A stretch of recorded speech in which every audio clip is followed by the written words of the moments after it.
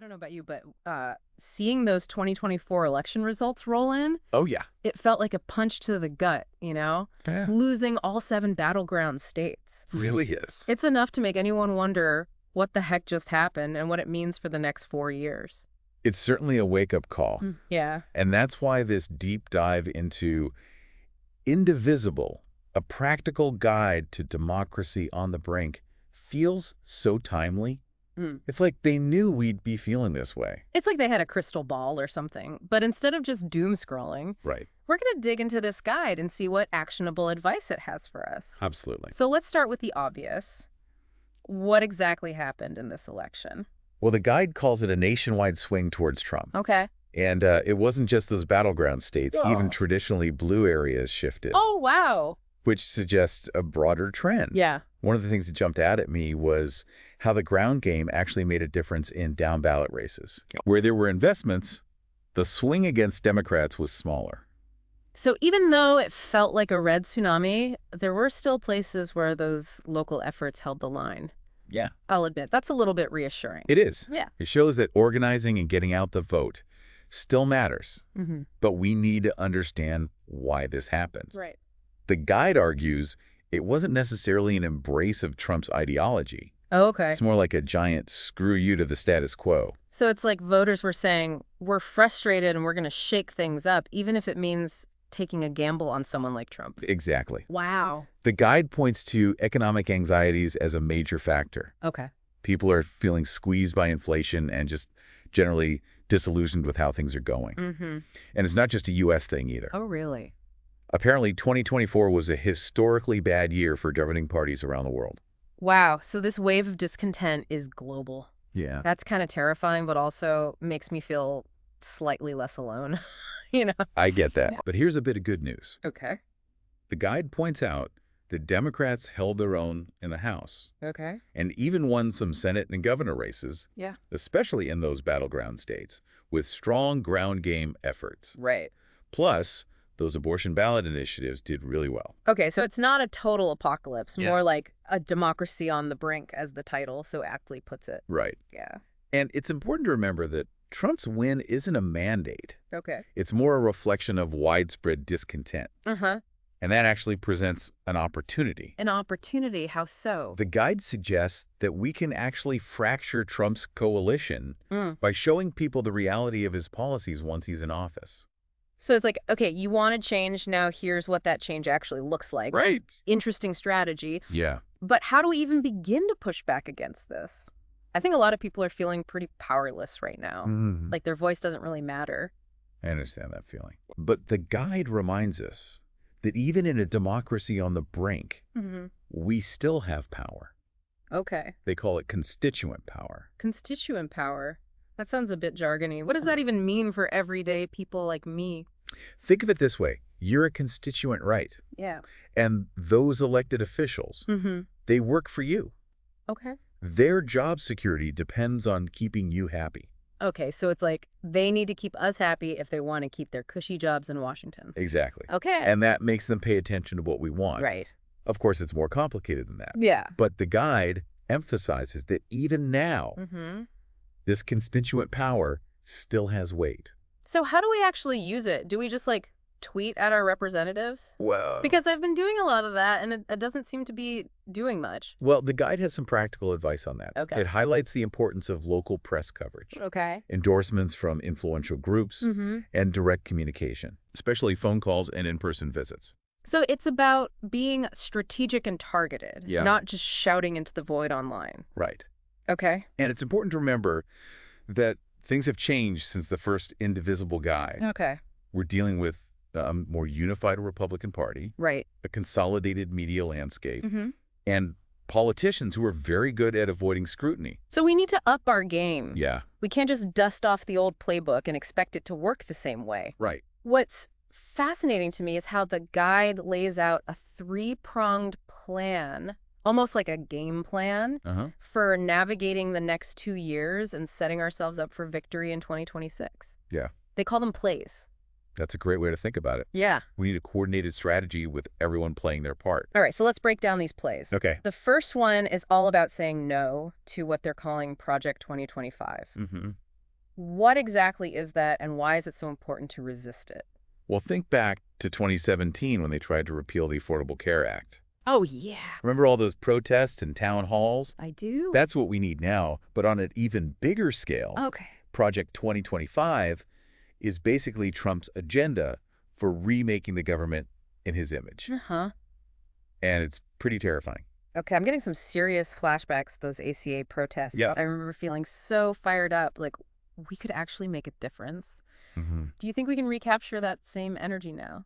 I think we have to. Yeah. The guide stresses that even small victories like delaying harmful legislation or forcing concessions Okay. can have a ripple effect. So it's about chipping away at their power. Yeah, Showing people that resistance is possible, even when things seem bleak. absolutely. Yeah. And those small wins can build momentum, showing people that we're not just giving up.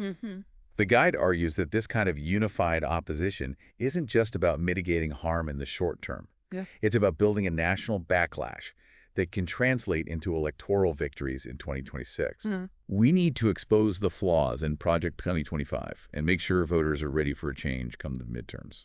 Okay, so play #1 is about resisting Project 2025 and building that backlash. Right. But what about those of us who live in areas where Democrats are already in power? Right. What role do we play in all of this? That's where Play #2 comes in. Play #2 focuses on those blue states and cities you just mentioned. Sure. It's a call to action for those of us living in those areas Right. to push our elected officials to fight back against the MAGA agenda. Okay. The guide highlights a case study from 2017 Okay. where California used its economic leverage to force the Trump administration to back down on environmental regulations. Wow. They basically threatened to pull state contracts from companies that didn't comply with California's stricter standards. Whoa. So it's like they used their economic clout to pressure those companies into choosing between profits and politics. Right. That's actually brilliant. I never thought about it that way. And the guide suggests that blue states could use similar tactics to push back against other aspects of Trump's agenda, Okay. like immigration or healthcare. Right. Imagine if California and New York, with their massive economies, join forces to create a kind of counter-economy that operates on progressive principles. Yeah. It could be a real game changer. That would send a powerful message, wouldn't it? Yeah. Like, we're not just going to sit back and let you dismantle everything we've worked for. Absolutely. But what about those of us who live in cities, not states? Yeah. What can we do? The guide encourages cities with Democratic leadership to take action as well. Okay. Think about sanctuary city policies, Right. expanding protections for vulnerable communities, investing in local environmental initiatives. Huh. These are all ways to create pockets of resistance and show people that a different kind of governance is possible. It's like creating these little beacons of hope. Yeah. These examples of how things could be if we had a government that actually cared about people. Exactly. Yeah. And the guide emphasizes that even these seemingly small actions can have a ripple effect, inspiring others and building momentum for the larger fight. Okay, so we've got resisting Project 2025 at the national level. Right? And then leveraging blue state and city power to create these counterforces. Right. What's the third play in this strategy? Play, #3, is all about protecting and winning elections, Okay. especially the 2026 midterms. All right. It might seem far off, but those elections are crucial Yeah. for safeguarding our democracy, Okay. especially with all the talk about election subversion we've been hearing. That's a really scary thought. I mean, what's the point of all this organizing and resisting if the elections themselves are rigged? I know it's unsettling, Yeah. but the guide reminds us that we have a role to play in ensuring those elections are free and fair. Okay. We need to familiarize ourselves with our local election boards, Right. advocate for measures to protect voting rights, and support candidates who are committed to upholding democratic principles. Oh. And the guide makes a really compelling point about the importance of winning key positions in swing states. Why are those positions so crucial? Because those are the folks who will be responsible for administering the 2028 presidential election. Oh, yeah. If we want to prevent a repeat of what happened in 2024, Right. we need to make sure those positions are filled by people who believe in democracy. Okay, so 2026 is more than just a midterm election. Right. It's about setting the stage for 2028. Exactly. I'm starting to see how all these plays fit together, Yeah. but it all feels so overwhelming. Mm. And to be honest, I'm worried about putting myself out there. I mean, we've seen how nasty things can get, especially for people from marginalized communities. You're right.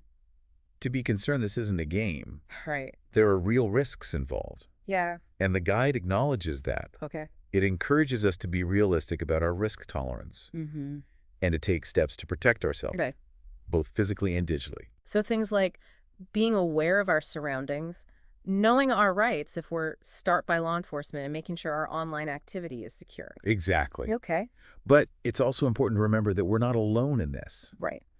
The guide highlights the power of solidarity and collective action, Yeah. drawing parallels to historical examples of resistance movements. Like the civil rights movement or the fight for LGBTQ rights. Exactly. Those were long, hard-fought battles, but they ultimately succeeded because people came together and refused to give up. Exactly. Yeah. And that's the spirit we need to channel now. When we stand together, when we support each other and show up for our communities, Yeah. we're much harder to silence or intimidate. I love that. It's like, we're not going to let fear paralyze us. We're going to turn that fear into fuel and fight back. Exactly. But where do we even begin? Well, the guide's final chapter focuses on the power of local organizing. Okay. It emphasizes that while individuals might feel powerless, organized groups can make a huge difference. Okay, I'm intrigued. Tell me more about this local organizing thing. What does that actually look like? It can take many forms. Okay. But the guide suggests starting with something as simple as forming a local indivisible group. Okay. Think about it. Okay. You, me, a few friends, maybe some neighbors, all committed to taking action. So it's like a small group of people with a shared purpose. Right. Working together to make a difference in our community. Exactly. Okay. And the great thing is that the National Indivisible Organization provides a ton of support to these local groups. Wow. Financial resources, training, strategic guidance, even help with getting media attention. Okay. They've really thought of everything. Wow, that's amazing. It's like they've created this whole infrastructure to support grassroots activism. Yeah. I'm really impressed. Yeah. So how do we actually start a local group? Is it complicated? Not at all. Okay. The guide lays out a step-by-step process, and it's surprisingly straightforward. Yeah. The most important thing is to find people who share your values Okay. and are committed to taking action. So it's about building a team of like-minded individuals. Right. A kind of pro-democracy squad. I love that. A pro-democracy squad. Yeah. It's about coming together, sharing ideas, supporting each other, and turning that shared anxiety into concrete action. Okay, I'm starting to feel that glimmer of hope again. It's like, yeah, things are scary right now. Right. But we're not helpless. Right. We have options. And when we work together, we can actually make a difference. Absolutely. Yeah. And remember, even small actions can have a big impact. Okay. The guide highlights the story of a group of activists in a small town who organized a protest against a local politician who was supporting voter suppression efforts. Oh, wow. Their protest got picked up by national media. Wow. And it put so much pressure on that politician that he eventually reversed his stance. Wow. That's incredible. A small group of people in a small town managed to make a national impact. That's really inspiring. And it shows that you don't have to be in Washington, D.C. Right. or have millions of followers on Twitter to make a difference. Yeah. You can start right where you are with the people around you. So we've talked about the 3 plays: resisting Project 2025, leveraging blue state power, Right. and protecting and winning elections. Right. But it all comes back to this idea of local organizing, of people coming together and taking action in their own communities. Exactly. The guide is basically saying, don't just sit there and worry. Right. Get organized. Get involved. Yeah. Make your voice heard. I like that. It's a call to action, but it's also a message of empowerment. It's saying you have power even in the face of a seemingly insurmountable challenge. And that's the message I hope our listeners take away from this deep dive. Yeah. Yes, we're facing a turbulent moment in our democracy. Right. But we're not powerless. Right. We have each other. We have the power of collective action. And we have a roadmap for moving forward. So what does all of this mean for you, the listener? What can you actually do with this information? Right. Well, the guide has a whole section on how to find or start a local indivisible group. Right. And we'll be sure to include those resources in the show notes. And remember, you don't have to be an expert or a seasoned activist to get involved. All you need is a willingness to show up, to speak out, and to fight for the future of our democracy. It's like that famous quote from Margaret Mead. Oh, yeah. Never doubt that a small group of thoughtful, committed citizens can change the world. Indeed, it is the only thing that ever has. That's a perfect way to put it. Yeah. We may be a small group, but we are mighty. Mm-hmm.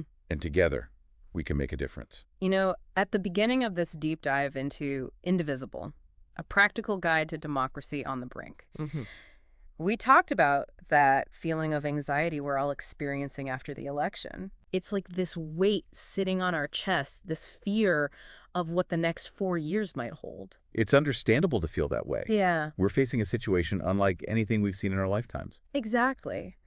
But what I find so powerful about this guide is that it doesn't shy away from the darkness. Right. It acknowledges the very real possibility of increased authoritarianism, the risks associated with activism, especially for those from marginalized communities, and the potential for things to get worse before they get better. It's honest about the challenges, but it also offers a way forward. Yeah. What I find so compelling is how it connects that hope to concrete action. Right. It's not just about feeling better. It's about equipping ourselves with the tools and knowledge to fight back effectively. And that's what I'm taking away from this deep dive. Yeah. We're not helpless. We have agency. Whether it's leveraging our constituent power, supporting those blue state resistance efforts, or organizing at the local level, this guide reminds us that we still have options. The guide reminds us that throughout history, seemingly insurmountable challenges have been overcome by ordinary people coming together and demanding change. Yeah. It's about remembering that historical precedent and channeling that same spirit of resistance today. If you're listening to this and feeling overwhelmed, wondering what you can do to protect our democracy, I urge you to check out this guide. Right. It's a roadmap for navigating these turbulent times, and it's full of practical advice that can empower you to take action. Absolutely. It's like having a wise friend whispering in your ear, Yeah. don't panic. Yeah. Here's what you can do. And remember, you don't have to do this alone. Right. Finding or starting a local Indivisible group can provide a sense of community support and shared purpose.